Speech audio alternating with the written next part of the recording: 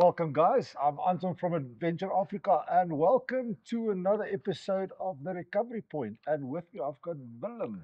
Yeah, Willem van der Putte from Independent Media and RL motoring journalist, write about all sorts of cars.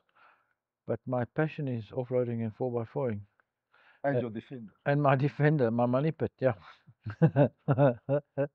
Is that thing like a boat? It's a hole in the water where you throw money in, but yours is just a hole in the Actually, ground. actually, no, actually not. If you maintain them and you do preventative maintenance, look, they're old. Things do break and it's mechanical.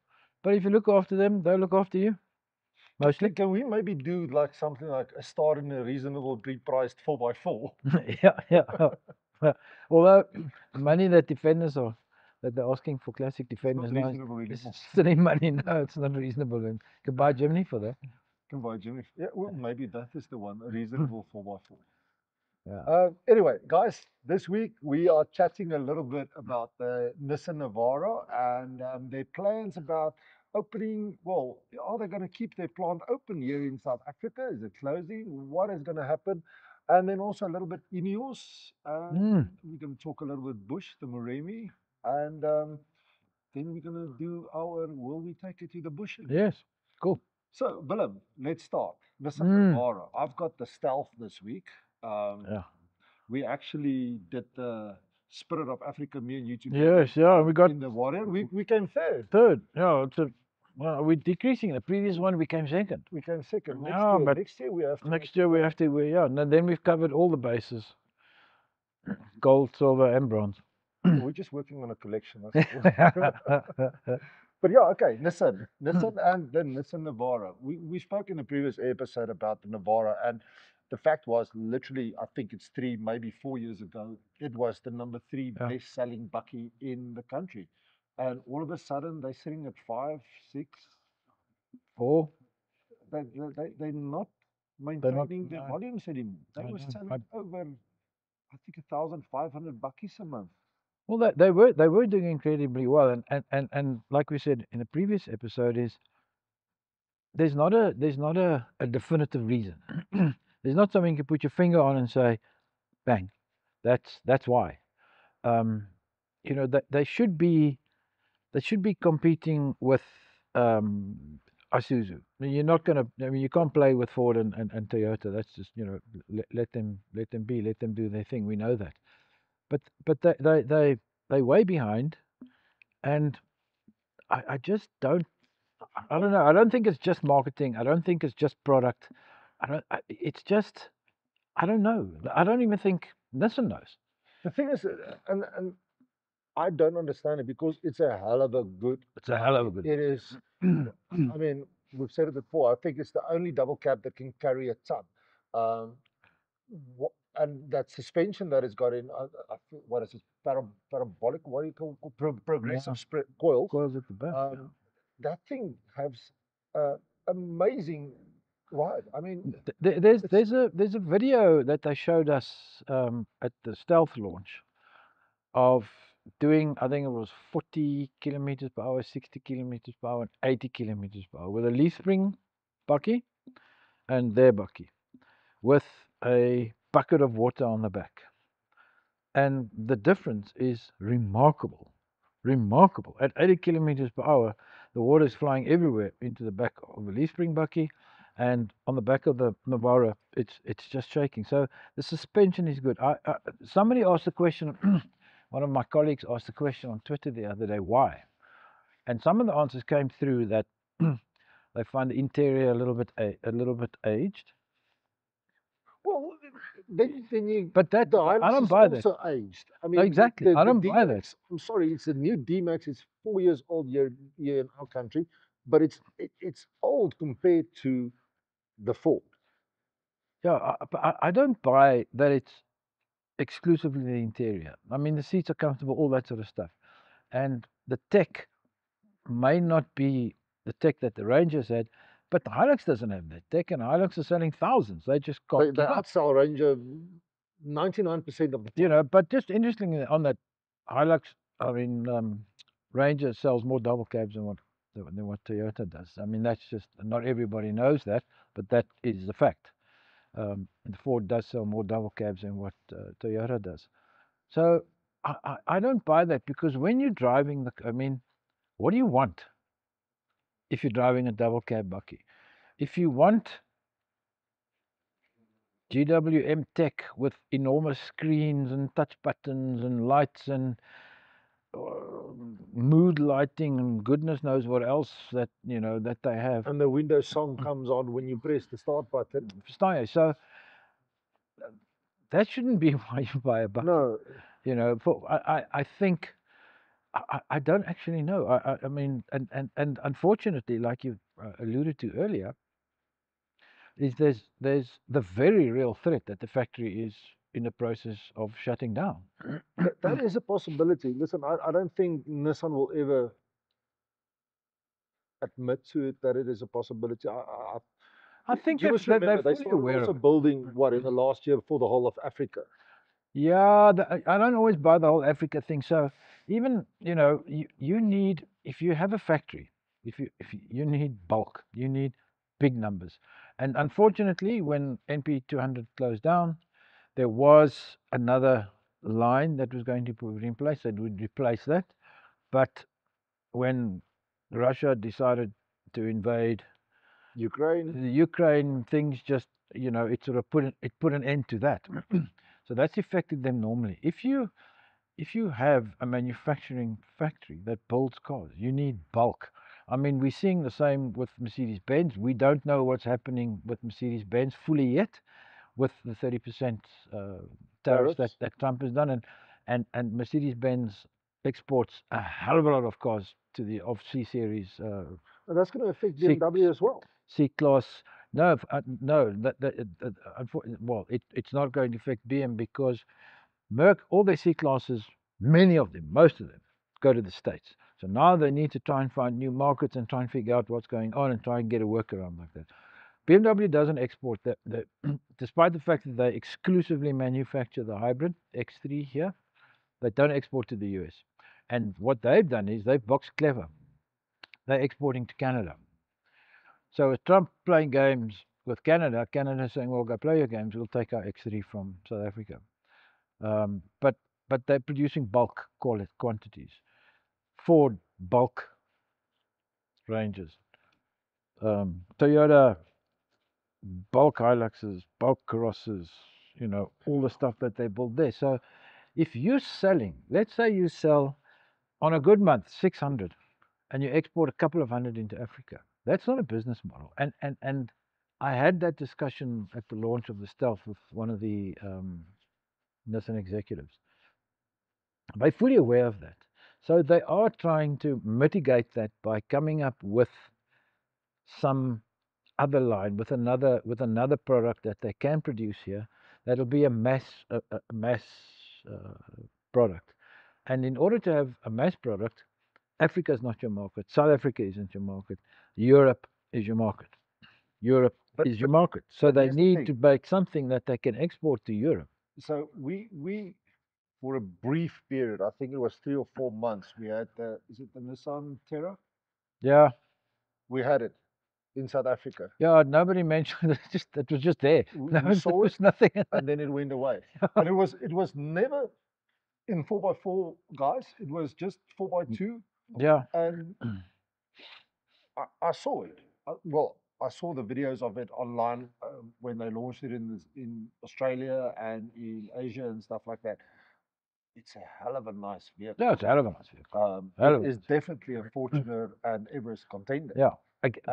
Again, is it? They could build that. I don't. Again, the numbers. I mean, the numbers just.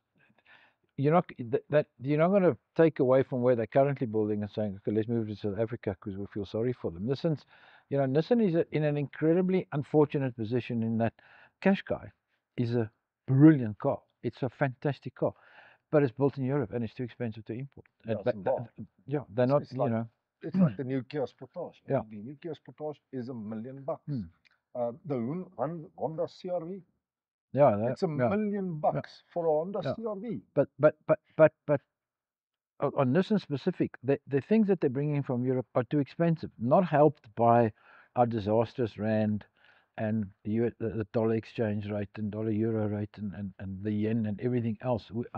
You know, our rand is poked. And so when people say, yeah, the damn thing's expensive, it's expensive for a reason. Plus the 45 odd % tax that government Takes when they takes when you import a car.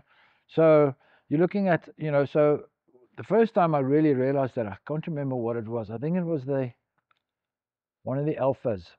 I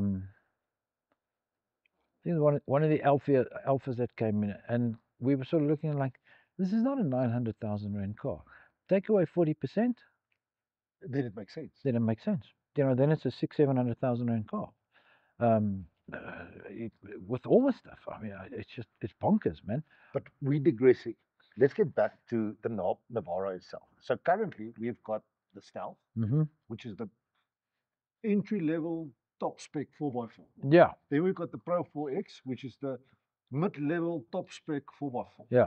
And then we've And got that's all the bells and Warrior, which whistles. is the top spec. Yeah, which they've adjusted the suspension Yeah. and that all gets done here at the factory in I have in to say I was Pretoria. quite disappointed when I saw the Warrior, because I think it was in 2023 when we were in Bloemfontein for Spirit of Africa Yeah. as well. Yeah. The execs hinted about the Warrior coming, and On the you go Oz and spec, look the Aussie spec. on the Aussie spec, and Yeah. you go and look at what that thing looks like versus what we're getting, and it's kind of like, why didn't you do it the right way? I do think pricing is part of the reason. You know, I mean, to change that the front bumper and like the Aussie one, the way that it looks from the front, I just think it becomes a money thing. You know, when it's already not a cheap bucky. But why not use it as a halo model? I mean, you've got this. They knew they were bringing in the Stealth. They've already got the Pro 4X. I mean, then you can go in the similar route that Isuzu is doing with. They've got the D-Max. Yeah, 1.9 entry level. But they've got that proper. Oh, the Arctic truck thing. The Arctic truck. That's your halo model. They are not selling hundreds of them a month. I'm not paying that for a car that has that kind of money, which looks cool. Nothing's done to the engine. Nothing's done to the gearing. But the thing is, it looks Yeah, cool. yeah. And remember, people in South Africa don't buy with their minds and their heads. They looks buy cool. with their hearts and what looks cool. Yeah, it's Who's just got the but biggest Nissan bragging needs to try and sell quality. So the moment you go over X amount of rand, South Africans are like, you're joking. That's why the Arctic, the Isuzu Arctic isn't moving as well as what it did. You know, it's completely different buckies, but they can't bring in enough Raptors. Yeah. Every single Raptor that Ford imports is sold. You know, if they could make the order book bigger, they would. And people realize what value for money is when you start talking Arctic truck over R1 million, which is essentially a glorified D-Max 3 liter with the same kilowatts and the same Newton meters and the same gearbox without re-gearing and it's a fantastic idea. It looks cool. It looks very cool, and it does give you a little bit of what's the word that I'm looking for? Tends to make you braver behind the steering No, wheel. it does. You should be. No, look, I mean, when you go off road with that thing, I've got absolutely 35s. but I you can can. do But anything. that's the point. So that's the same argument we had with the Jimny previously. Yes. It's on road where it's a bit of a hassle because it's hunting for gears and the 35s change the gear ratios and they haven't adjusted the gear ratios. You'll still, the drivetrain, everything is the same, but put it into low range and go off road and you can climb up a wall. But again, 90% of people don't climb up walls. They don't climb up the walls. You know, they go to the game reserve and they drive a gravel road. So, you know, I get what Nissan did with the Warrior. I mean, we drove it was Warrior that we drove. We drove Warrior at Spirit of Africa. We drove Pro 4X at the first one. The previous one, yeah. But which one would you buy? I'd go for the Warrior. with the suspension changes they've made to it, the track gets a bit wider, nice set of tires on it. I'd go. I'd go. It also looks better. Well, not better. I mean, I really like the look of the Navara. I The like. interior is basically the same. It's a It's little bit of exactly the stitching same. and stuff like Yeah, that. I mean, it's like it's you know it's what all manufacturers do. You know, you stick on black rims, black GT stripes, put on a sports Sticker. put on a sports bar, and call it whatever. And Right. so the Africans are like, sharp. I mean, Ford. I think Ford when they did. I think initially when they did the FX. Initially, I think the first run they were going to do a couple of thousand, and then they saw, but hang on, we can't make enough of these things. So that's Legend 55 coming up Now now. next I'm telling you now, September. Legend 50 was the same. Legend 45 was the same. It's like, make it look nicer. Everything, the oily bits, same. The original GR Hilux. Yeah. I mean, that thing literally Yeah. had stitching, Yeah. stickers, and a little plaque, number one of, I think it was 999 or something like that. But it was crazy. Yeah. So, and again, that's why, you know, that the whole Nissan Navara thing, why they're not selling. They should be selling 1,000 every month. They should be, at least, you know. And I don't know what it is with us. You know, we fixated on Hilux and Ranger, and to a lesser degree Isuzu. I don't know what the answer is. I'm perfectly honest. In Botswana, those Nissans sell. You see a hell of a lot of those Navaras in single cabs, double cabs. Double cabs. Double cabs. You see a lot of them. Well, I almost want to say, because I think in Botswana it's Cruiser Hilux, and I think then it's a Nissan Navara. Yeah. Yeah. I mean, I get it. I mean, I'm a huge Navara fan.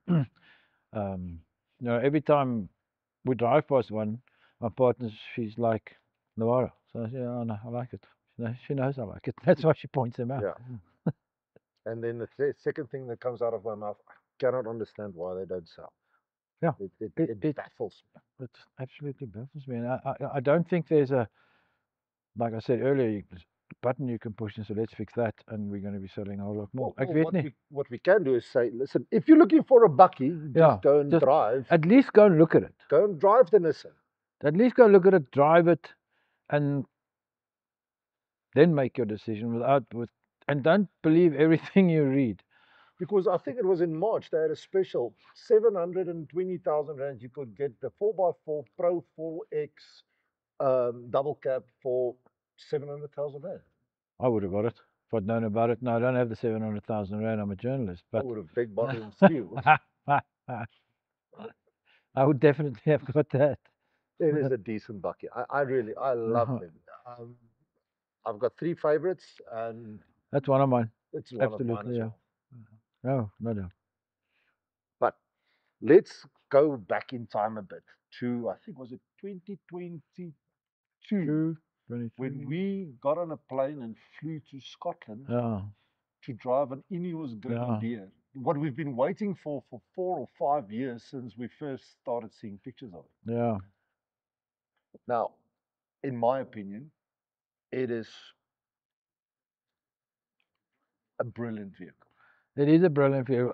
just a little anecdote. When we arrived in Scotland, Inverness, right? Yeah, we were either in Inverness, we go through pass control, and the lady in the thick Scottish accent asked if I'd ever been to Scotland before. You nearly got us kicked out.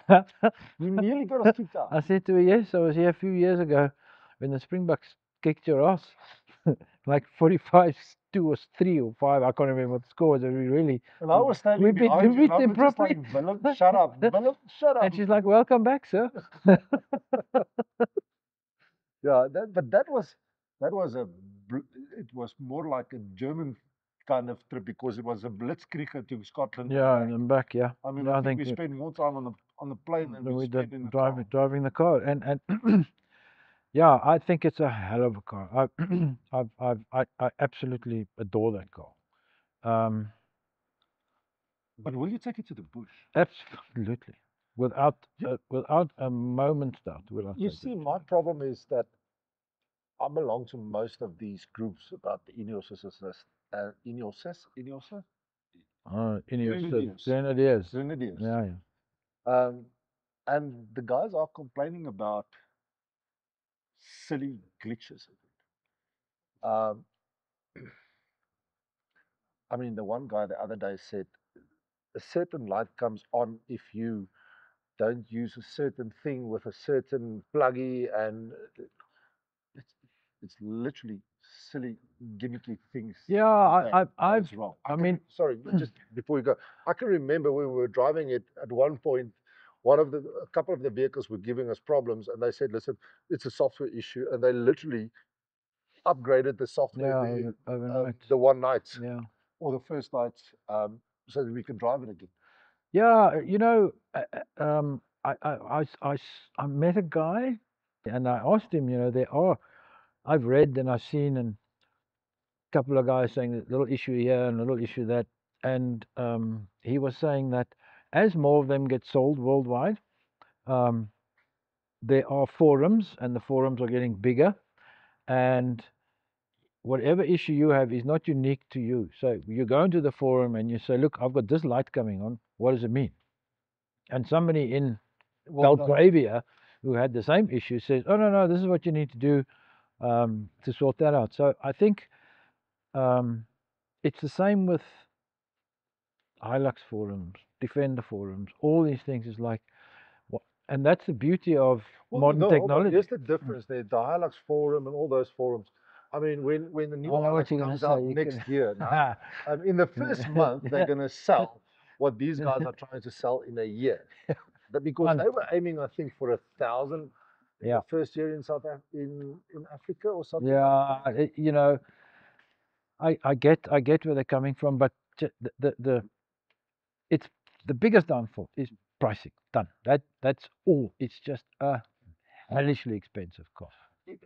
Again, The double cab there, in the Grenadier double cab, I can't remember the name now, but that's almost 1.9 Quartermaster. or Quartermaster. 1.9 million rand. Are you mad? Well, for me, I can kind of understand it because you say that is very expensive. But then you look at it, what do you get for 1.1 million rand if you buy a Land Cruiser? No, You you get get a very basic thing, but you spend 100K extra and you get a Raptor. you still don't have a cruiser. Um, Yeah, I hear you. I I but mean, the cruiser at least can carry, I think it's 890 kgs on its yeah, load. yeah, no, I mean horses for courses, but 1.9 million rand in anybody's book, unless you're looking at AMGs and M's and RSs, those Okay. kinds of things. Uh, 300s, no, I hear you what know. you say, and 100% I hear what you say. But go and look at the 300 now. Eh? You take that seat and you stick them in a 76. Yeah, Okay. Now that ups the price by at least 100,000. You take that cluster, that instruments, panel, everything, that interior, you add another 200,000 rand to that. You take that 4x4 system that it has, yeah. all of a sudden you've got a Land Cruiser 70 series that's 1.8, 1.9 Yeah, but then we'll just rand. go and buy the Grenadier. Then you might as well buy the Grenadier. It's all factory fitted. The Grenadier is basically a cruiser with all the luxuries that you want. Absolutely, and that's the way it was designed. I mean, And when that is how you need to look at it. you know, when Jim Ratcliffe, um, I mean, you know the background. He went to Yeah. Land Rover and said, "You stop making the Defender. Can I buy the jigs?" And they said to him, "Take a hike." Yeah. He said, "Okay, Exactly. well, I'll go build my own." And then him and a mate sat at the Grenadier bar, hence the name Grenadier, and Ineos is his company. Yes. Um, A chemical company, by the yeah, way. yeah, and they sat on drew what they kind of wanted on a napkin. That napkin is now framed in the bar. And he designed that. You know, Land Rover took him to court, I think, a couple of times, 2 or 3 times In over different countries. yeah, over certain design elements, and they lost every time. So it hasn't been an easy road for him. He bought the old smart factory where they were building smart cars in France, and retooled that and did the whole shebang. So he's for anybody a startup to build a car like that, you need Billions. two things: big kahunas and big money. So it was designed from the ground up to be what it is, to be everything to all overlanders and all off-roaders. So there's very little you have to do in terms of having to come where we are now in 4x4 Megaworld and say, please upgrade this. Yeah. You I mean, basically, Alucab has got kit for that Grenadier and for the Quartermart for that matter. I mean, you can get anything from them. I believe ARB has got products for them. I believe Iron Man has got opposite lock. Most of the guys, the big players, have products that you can put onto that vehicle. But you've got the vehicle. I wouldn't add anything to that vehicle. I really wouldn't. I Well, it's maybe only put a got draw system in the it's only back, got a, I think, and that's it. it's an 80 or 90-liter fuel tank. I Yeah, would you know. like a little bit more. Yeah, I understand that. But again, what they've done in terms of that BMW motor, either the 3-liter diesel or the 3-liter petrol, the ZF gearboxes, the diffs, everything in that car was designed specifically to go overlanding and to go off-roading. Well, to go farming, actually. Yeah, you know, so excuse me. Bless you. I'll let you stop, man. So I really like the Grenadier. I really do. Its only drawback is the price. I mean, it's a hell of a Well, sleep. for me, there's another drawback as well for us here in South Africa, because now you can count with me. You've got dealership in Cape Town, Yeah, they use dealership in Durban, BMW. Yeah, even dealership in Joburg. Joburg, Windhoek, and Yeah. Gaborone. And then you've got 2 service centers, one in Nelspruit and Isn't there one in Bloem? love of it, I think Petersburg, Polokwane. Oh. Sorry, that's the problem for me. Yeah, no, That is a bigger problem for me than the price. It is, and that is. Well, I must be honest. I don't think people who buy Grenadier think, where am I going to get this thing serviced? Where am I going to get parts for it? One, from what I understand, a very reliable car. You can service it yourself. Yeah, I don't know what that does to warranties and things like that. Well, remember they said that when they launched it, their whole idea was that you can service it yourself. Yeah, I mean, their service centers is going to be any Bosch service center. Yeah. Well, it's an oil service. I mean, most of us, not most, many of many of us, I mean, service our own oil service cars. You know, I mean, it's not the most difficult thing in the world to do. And also, you know, YouTube is a hell of a learning curve. Well, I mean, it's a hell of a teacher. But I mean, if it's only oil, filter, no, easy peasy. That's quick. And I mean, that's what a service is. That's basically what a service is. So Grenadier, I really, really think it's a fantastic car. Some people I've heard reports on the right-hand drive that there's a bulge for your left foot. I didn't notice it. You know, only when people started mentioning it did I notice it, and it's not a deal breaker for me. No, certainly not. I mean, for everything else, I'm not going to be worried about it. That mention came when the Aussies started driving it. When we were driving it because we were in Scotland with the Aussies. Yeah. And they kept on complaining it. And I'm like, guys, all of you are shorter than me.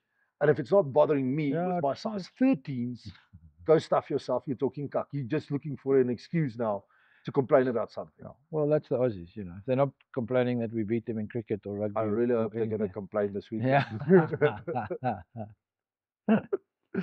They will complain, trust me. Hulle gaan bloei. Gaan se baie seer kry. But yeah, last thing. Would you buy the petrol or the diesel? Diesel. Every day. Agree. Diesel. I mean, the diesel also, it sounds fantastic. It performs fantastically. Look, make no mistake, the petrol is fantastic. But again, you know, we back to the argument we had with the V8 Cruiser in the previous episode. Do you really want to pay that fuel bill? No. If you don't have to, why no, I mean, that thing has fantastic torque. Just for the sound? No. Okay.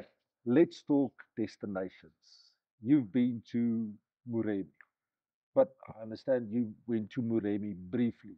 Yeah, I think we drove across You did the Savuti crossing, if Savuti I can Crossing, remember, with the guys from Safari, Suzuki Safari, Suzuki Safari. Yeah, with the chimney, JJ in JJ and Justin. in a in a short wheelbase 2-door How much chimney. fun was that? Oh, well, the trip itself was magnificent. It really, really I know was. for a fact there's a certain stretch when you get to Chobe Forest Reserve Yeah, where it's just a straight, long sand road. And rutted road. yeah, and it Ma- goes like this. And with that short wheelbase, how No, was it? they were.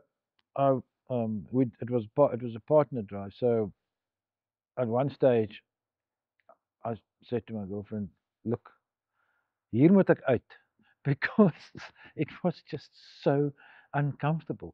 It's not one. It's a short wheelbase, so it just bounces a lot, and the seating in the chimney, not the most It gets comfortable. uncomfortable. Not the most comfortable in the world.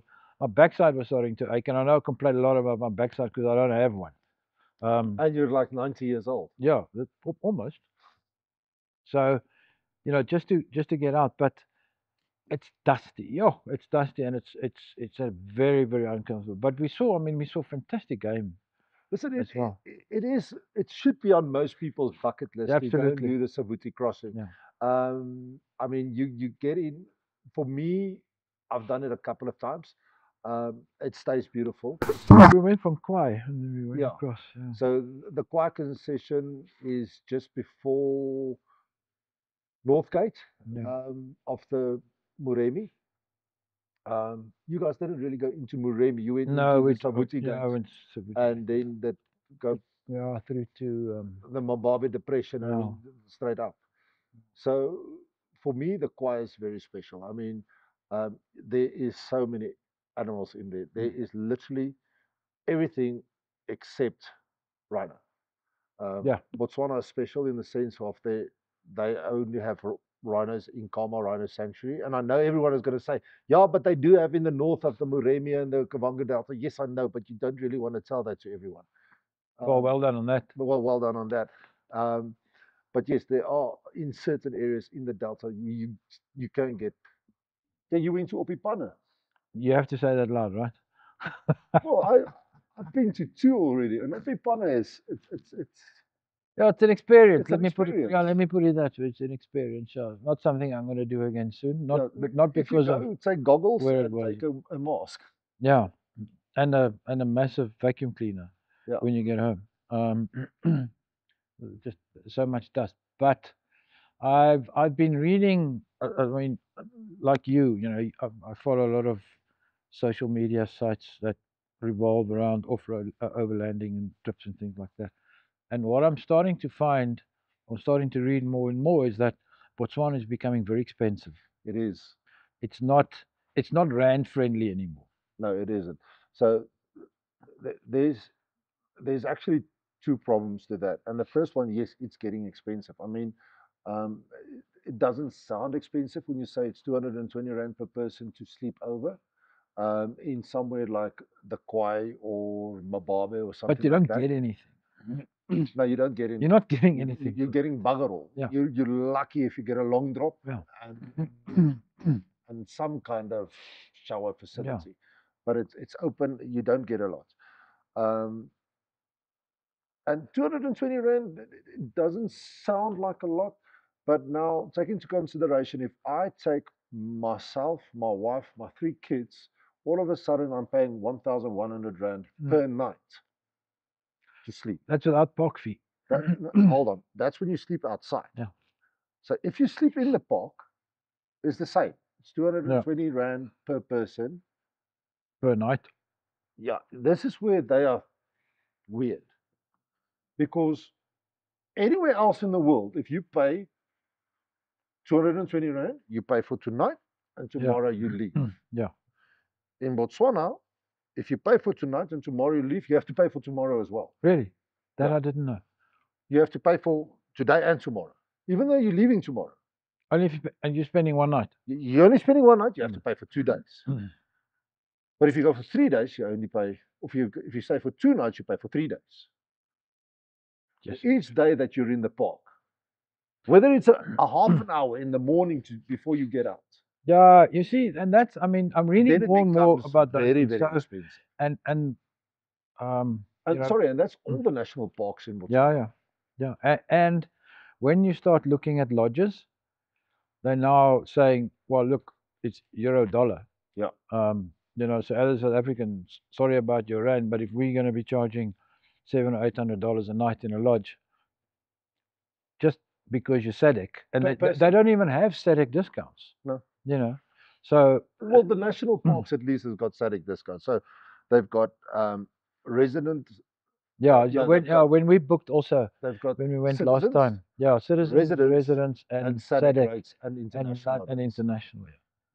And they're quite different. Yeah, no, they are substantially different, but it's still not. I just get the impression that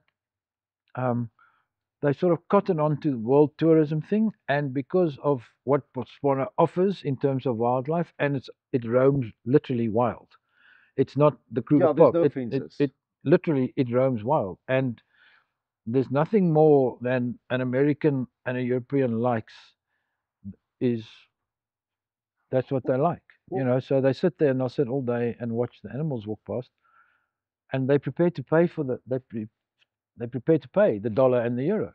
I get the impression sometimes that Botswana is also trying to keep the tourism numbers down, because I don't know if you saw what's happening in the Serengeti. My word! I mean, you're looking at 400 What the hell was that about? It literally prevents the animals from following their paths. Yeah, it is. That needs to stop. That's crazy. That needs to stop. That at least is not happening in Botswana yet. Not yet. But it's happening in the Kruger. I haven't been to the Kruger in such a long time. I mean, I'm not so talking at the same volume vehicles that you see in the Serengeti, but at the Kruger you've got problems like that as well. I mean, you've got 50 cars trying to see a lion that is lying in the road, and we've actually got footage on our Facebook page of a guy driving his cruiser and bumping a lion out of the way so that he can go. You're kidding? I promise you. Oh, you look cruiser owns, man. So I'm just joking. But yeah, so, for me, I love the Moremi. Moremi is stunning. There's a couple of beautiful campsites outside of the park. The nice thing about that is you can camp outside the park, and if you want to, you can go into the park. Just pay your day fee. But you don't have to, because the Kwai Concession is such a beautiful area. Yeah. And you just need to stay in the area. You don't even need to stay in the concession. And you've got access to that. Yeah, I've seen those notes that come out from the concession where they keep on increasing the prices. And, yeah.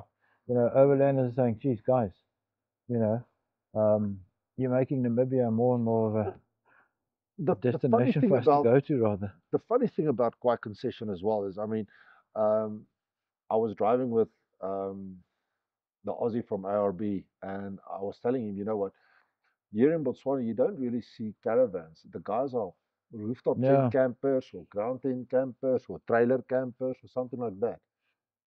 Oh my word. Next day we're driving to the Kwai, it looks like flipping caravan park. There's just caravans everywhere. And I've heard that in December, the kids actually ride around on their bikes. There's elephants, there's leopards, there's lions, there's hyena, there's shit that can eat you. Crocodiles. When we were there with JJ, there was a crocodile. I think that thing must have been about 3.5, almost 4 meters long. It was an enormous thing. Just lying there. That'll just chomp you in like 2 bites. Last December, people were complaining because too many people got up in the morning and started jogging down the river in the Kwai Concession. No, all we need is one guy. Yeah. And then that'll stop. Because if people don't want to listen, they need to feel. But anyway, now it's time for will you take it to the bush? Into the bush or not? To the bush or not? Ineos. We did say yes, definitely. Oh, absolutely. The first thing I would do. Love to have it with a longer fuel tank, a bigger fuel tank, but you know what? 2 jerry cans on the roof should be fine. Yeah, I mean that's a Jimny's total capacity is 2 jerry cans. But yeah, I mean that is literally all you need. I mean, it's such a comfortable vehicle to drive. the cluster in the middle or in the off center, and it does bother me a little bit. But Well, it's once you something, get used to it, I mean, it's something you I can quickly live get with. used to the fact that all your everything is on the screen on the left. Your speed, your RPM, your consumption, it's all there. Yeah, You know, and the only light in front of you is if something goes wrong. and all the buttons in the top. That's so cool. That is like That that's like you know there must have been a fighter UE pilot in the UE in the helicopter design stuff, team. and all that stuff is wired Yes, already, so you don't have to wire your car for a second battery or for your fridge. you can It's actually all buy already it there. with a dual battery system installed. Under yes, Yes, you yeah, can actually buy it with the dual battery yeah, system installed.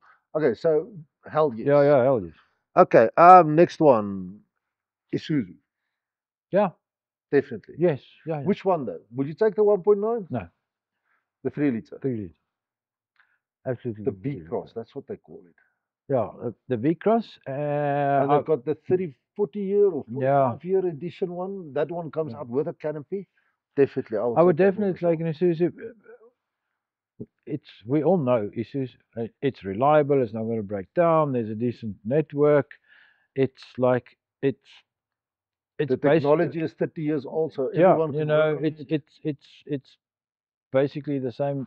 The same. You push button, start, drive. LDV. Mm.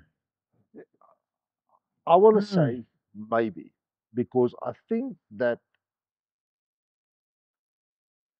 it will go there Yeah, and it'll go there. Oh, it I will have come no back. doubt. And it My Warriors, and it's kind of with the Ineos as well. But my Warriors, what if it breaks down? yeah, I know that it is. And that is It with the is. Ineos as well. What if So it breaks down? a lot of those products, except perhaps maybe GWM's P series buckies that have been here for a long time. So you know they've proved their reliability.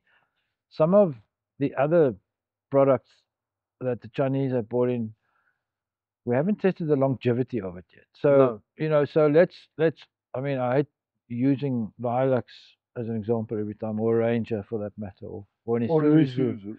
If you're driving in the Northern Cape and something happens, you phone Uppington dealer, or you phone Springbok or you phone whatever. where There's a spare shop, and you say, "Listen, I've got a 2018 Hilux. I need a water pump." And he's going to say, "Yes, reg meneer, kom haal hom." You phone him, and he says, "I have an LDV bakkie," I think it's got the Y2 engine in it. and he's going to say, "Oom, ek ken hom nie, sorry, ne?" Yeah. You know, you're going to be stuck with your finger. But like you say, you'll get there, you'll get back. Yeah. Um, But if you don't, then you I stop. mean, yeah, yeah. I mean, it's not the worst bakkie in the world. Um, so I've got two that might be interesting. One Mm. we're still waiting for. The other one was in the news for all the wrong reasons the last couple of weeks, and that's the Land Rover Defender, the new one. You know, oh, you're asking me that, really? I'm not talking about the old one. The No, old no, one I know will get there and back, no, and I if don't it care. breaks, it's Blow blow drought and a drought tong. and pliers. Yeah, yeah, yeah. Yeah, I would take it. That's hell yes. My Absolutely. worry is Every that time. what if you're in the okay? These days you've got Starlink, so if it needs an update, you can just hook it to your Starlink Wi-Fi. It doesn't look. Your Hilux breaks down now. Yeah. Good luck fixing it yourself. Modern technology, True, modern true. cars just don't have that. Whether it's a Defender or an Isuzu, they just don't. But You can't just. but It's my not a Plaas my bakkie house anymore. got one ECU, maybe two. That Defender It's sits got a with gazillion of them. 20. Yeah, yeah, no, That speaks I get 1,000 that. times to So each other in a second. I think this is again subject maybe for a whole different subject matter. I just want to briefly touch on it. I mean, I've been very fortunate. I've come a long way with Defender. In 2020, just before the world went ape and locked everybody up in their cages, I was on the pre-production launch in Namibia, and they literally told us, "Drive it like you stole it." They needed the data to feed back to the UK. So every day we would get into them. And we would do the most ridiculous things. At top speed, we would be driving through rivers, into sand, over mud, over rocks, because they needed the data. And then, being JLR, every night when we arrived back at camp, we did Van Sales Pass at the camp just before we go over into Van Sales Pass. They rigged this enormous Wi-Fi thing there. That was before Starlink. So, and they would download all the data from our cars and then send it back to the factory. Okay. So, during that, while we were there were two things that they noticed. One was a very simple thing: the inside covers of the wheel arches that would be eaten by the loose wet sand. So if you're driving a lot of wet sand, it would chow that away, and that was an easy fix. And the other one, when they realized when they switched it into sand mode, there was just the hesitation was just a little too much, and that was literally a software upgrade all they needed to do. And in the previous rotation before us, they somehow the tire pressure monitor would come on, because if you're driving sand, you're driving at 1.2 bar, 1 bar, and that's again just a software update. So I get it. I know it's the frustrating thing about Land Rover. You just think, hell, it's such a beautiful car. It is so incredibly capable. But what if, what if? Kingsley reckons what if never happens. It hasn't, and I've been privileged enough to spend quite a few nights with Kingsley and Ross, and I asked Ross off the record one night. I said to him, they got the 130s. It was last year when they went into Africa. I asked him. I said, off the record, because they load those things. Kingsley and Ross load those Defenders like you cannot believe. I reckon if they ever to be pulled off at a wave, you're going to say, China, gooi uit. There's too much stuff in this. And they load them. And in all the times that they've been driving the 130s, only once was it they had something went wrong on one of the brake calipers, or something wasn't so lekker. One of the things started a red light flashing, and he said it's the worst road that they had ever driven. They'd driven probably, he said, about 150, 200 kilometers of the most horrendous corrugated roads. So anything would have happened. And again, they're fortunate.